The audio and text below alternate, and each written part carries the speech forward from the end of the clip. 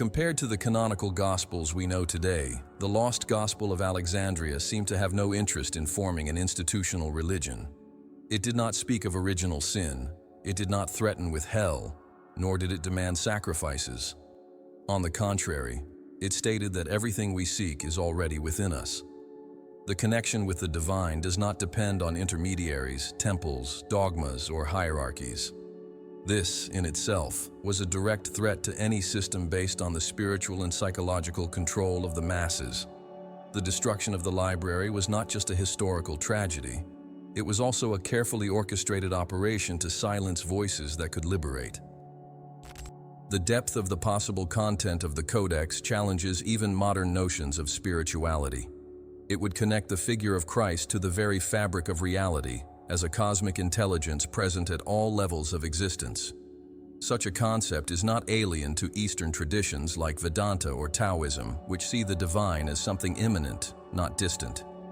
The fusion of these concepts in the heart of Alexandria could have given rise to a revolutionary spiritual synthesis, but this union was sabotaged, fragmented, hidden. The cosmic Christ, then, was not denied, he was dispersed. Despite all the effort to erase the lost gospel, its essence survived in the subtext of other texts, in symbols, in esoteric traditions, in the teachings of mystics. Like a flame that withstands the wind, the message that the divine resides in every human being continues to awaken hearts, even without a name or holy book to sustain it. Perhaps the Codex was physically destroyed, but the idea it carried remains alive in the collective unconscious of humanity, waiting to be recognized.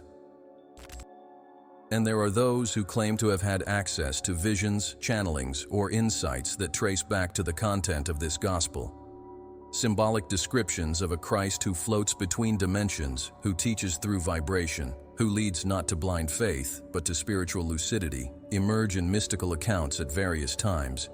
The unsettling question remains: what if this gospel were not just a historical document, but a spiritual frequency?